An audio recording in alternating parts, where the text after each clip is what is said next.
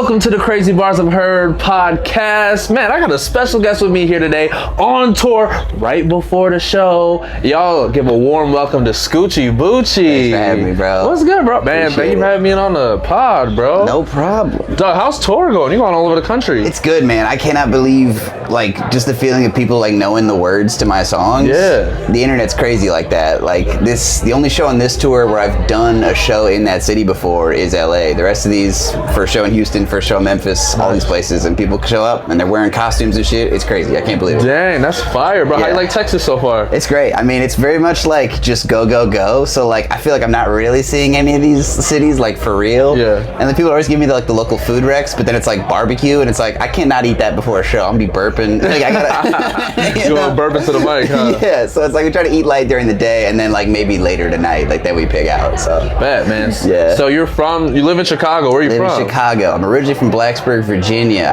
This is actually kind of a helpful visual aid. I'm from where Virginia Tech is. My dad worked there and stuff, so... Yeah, but my whole family's, like, Midwest, so that's why I don't sound that Southern, but yeah. Chicago's nice, man, and Hokies, like, that's really cool. Hell yeah. That's a good connection. Yeah. I'm a Michigan State Spartan myself. Oh, okay. But let's dive into the music. Like, bro, your bars are crazy. Thank you. And you would know, that's your specialties, specifically crazy bars. I've listened to a couple of them. But yeah, man, like, the punchlines, and I think you toe the line of, like, dope and funny really well. Thank you. And, you know, I first saw you when you went viral last year, of course. I mean, SZA reposted you, Bieber reposted you. How did that feel going viral like that? Insane, man. It was what I'd been hoping for so long, but then when it actually happened, I was like, every day I was looking at my phone like, I cannot believe this is happening. It was like... And it's like I just kept doing it for longer than any reasonable person would have. Yeah. You know, my friend said it to me. He's like, most people would stop after 2 or 3 comedy rap concept albums. I did 5, and then 5 more singles, and that's the first one that blew up, Car Butt. So I just kept going. So you did 5 concept albums? Yeah. Well, the first 2 are kind of mixtapes, but yeah. And then the Underwater one, Space one, Fantasy one, 5 more singles, and then I blew up off of Car Butt, and then Rich Baby, and then I reposted Everything, and I Have Sex, the one that super blew up. That's from 2020, so it had been sitting there at like 5,000 views on YouTube for 5 years. Damn. And then blew up, which I feel like never happens. Like at Second Life, usually if it doesn't blow up right away, it's done. Yeah. But I got lucky, people came back and found it, and then they go deep into the rabbit hole and they find all this stuff. So it worked out that, like, you know, it was a bummer not having people notice for that whole time, but then when they did find me, I was like, oh, right this way. I have so much stuff I've already made ready for you guys. Damn, so you have 5 albums. You're talking about never giving up. Yeah. How long you been rapping for? Since 2015, so I guess 11 years now. Damn. Yeah, it was kind of, I was doing stand-up and improv starting in college, and I had it kind of on the side, and then the pandemic really shut down a lot of the comedy stuff, and I was like, well, I can still make music. So pretty much from 2020 on, it's been like mainly focused on the Scoochie side, but yeah, I've been doing stuff on stage since like 2012 probably, but yeah, rapping since 2015. Damn, no, that's fire. I really gotta applaud you for, like, man, dropping 5 albums and just keeping it going. Thank you. I just had that feel. I was like, I think this is pretty good, and I think the main problem is just nobody knows about it. And I just finally like it's encouraging. I tell this to other artist friends of mine of, like, if you did a graph of, like, how the quality of my work, I'd say it's kind of like this. Like, it got better, sort of, but the number of people that knew about me was like nothing, you know? Damn. So you never know when you're right on the other side of that. Yeah. And you just got to be ready. And so, like, I'm also glad that my first thing didn't blow up, because then I'd be an asshole probably. If my first project went well, I'd just be like, great, I knew it. But also I'd be totally out of ideas and no idea what to do. Whereas I got to do all this work in the shadows with no one caring, so I fully have my formula and know who I am as an artist by the time they found me when I'm 30. Damn. No, that's dope. Yeah. So a random stranger walks you like, hey, what is Scoochie Boochie? Who is Scoochie Man, Boochie? it is so hard to describe it in a quick way. I found that I kind of do it based on how old I think they are. If they're 40 and up, I go, it's kind of like Weird Al, which it's not, but they've heard of him. It's funny music. Yeah. If they're millennial, I say it's like Lonely Island plus Lore. And if they're Gen Z or younger, I say like Lil Dicky or Bo Burnham. Those are the closest kind of touch points, but it doesn't cover the fact that there's like a story connecting a lot of the stuff and skits or whatever. And it's just like, it's hard to explain that, like, the songs are funny, but I'm really writing this shit, like, I'm trying to bar it out as hard as I can. Yeah, no, you're really rapping. Like, it's like Thick Dentist. I'm like, bro, I don't think I can say that, but he can say that. And that shit is crazy. Yeah. Do you have a top 5? What are your, like, top 5 favorite bars you ever spit? Like, of myself? Yeah. Oh, yeah. You're crazy. Oh, man. Like, if the freestyle comes on, I'm on Sway. What are you spitting? Like, you just going, bam. I feel like, well, if I was trying to explain what I do. Kind of my like thesis statement, 2 lines, is flawless execution of a stupid vision, like a priceless marble statue of a Cupid pissin'. That's what I do, which is like to take like a stupid premise and then just like apply layer after layer of polish to it, like a ton of effort onto something silly, basically. That's a good way to explain what I do. I don't know. No, that's fire. Bars, but yeah, that's the idea. Yeah, man. Yeah. So, Thick Dentist is the latest single? Thick Dentist is the most recent one. Yeah. Bet. I Still Have Sex is out. Yeah. Are you working on more stuff? Are you kind of focused on tour? Or? Yeah, it's kind of cool. Like, when I first blew up, I was like, oh no, am I gonna like feel the pressure? And it was kind of the opposite. I was like, oh, people are interested now? Great. I'm more motivated than ever. I'm like, great. I'm glad you guys like this. I got more where that came from. And so I have a lot of songs. I would say right now I have like 19 songs that are not out. I have more than an album's worth. And when I first blew up, it's kind of like, like when you start a campfire and you're trying to keep it alive. That's what it felt like. So I would dropped a song like every month, just like keep coming back, And now I have 10 singles that have come out since my last album, which is kind of a whole nother album's worth. Yeah. But I also don't want my next album to be entirely songs that are already out. Yeah. So I'm kind of split it up. So like some of the singles that are out will be on there with a batch of like new ones and a whole new thing of skits. So I'm hoping to put that out soon. I don't want to say when, so in case I can't live up to that promise. But yeah, it's really exciting times. Like, people care? Great. Here's a bunch more shit. Yeah. Nah, that's cool. Yeah. And you still do stand-up and improv? Or like... the only outlet for improv I have is my podcast, Holy Smokes, where we smoke weed and tell Bible stories. It's... Whoa. Okay, we got to deep dive into that. It's kind of like, you ever seen Drunk History on Comedy Central? Yeah. It's like that, but with weed and the Bible. And episode is just me and usually another Chicago comedian or other just comedy friends of mine.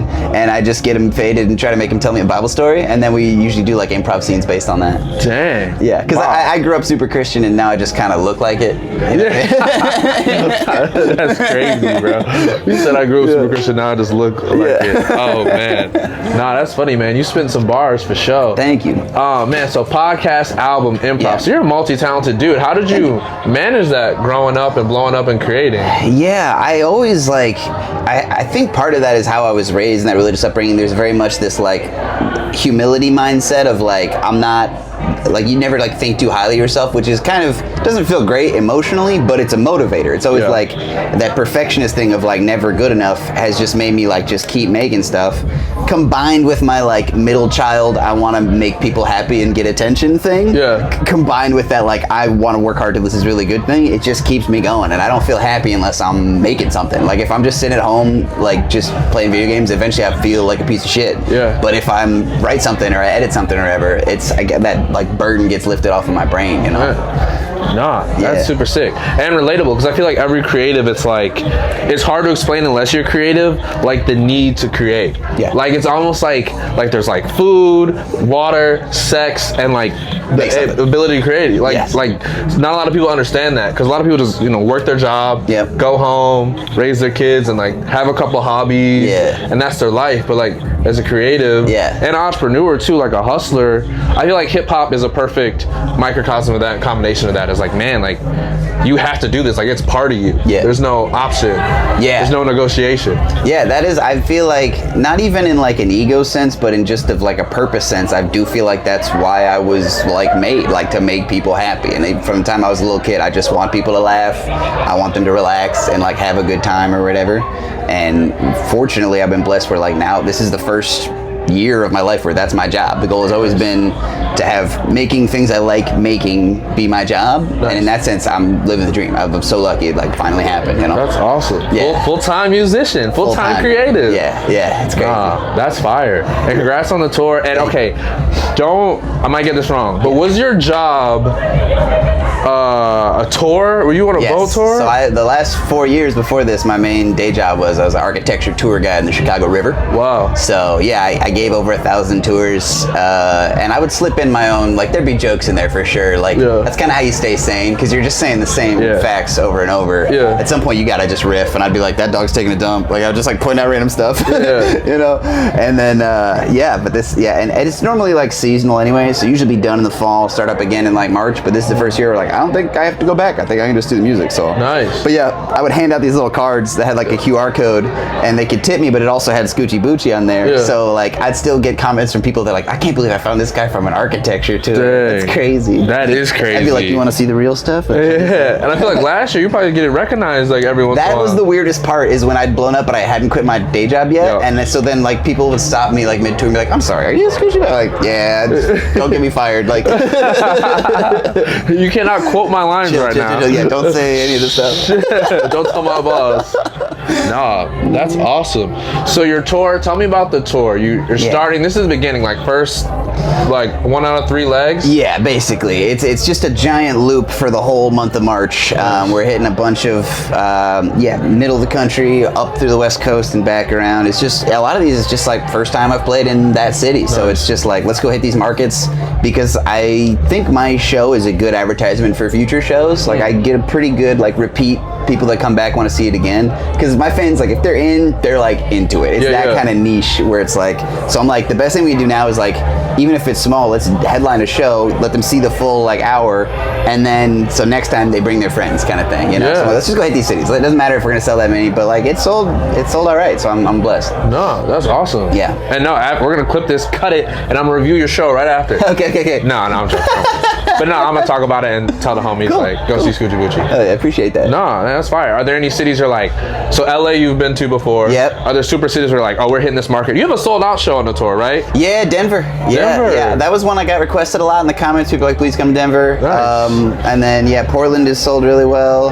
It's surprising. Sometimes it's like the slightly smaller markets sell better because there's just less going on. Portland and Denver. You're gonna get high on them tour dates.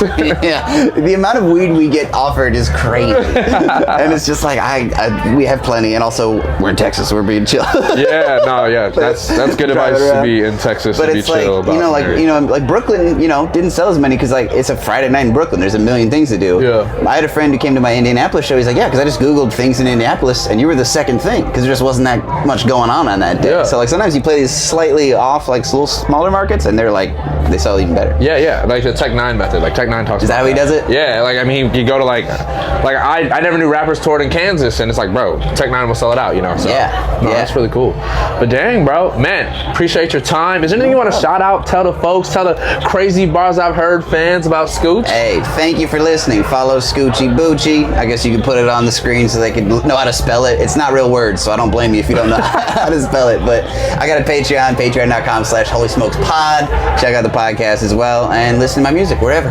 Yeah. Come see me on tour. Y'all, go see Scoochie Boochie on tour. If you don't know, my name is Ernie. This was the Crazy Bars I Heard podcast live before the venue. And yeah, check them out. We'll see y'all next time. Thank you. Hell yeah.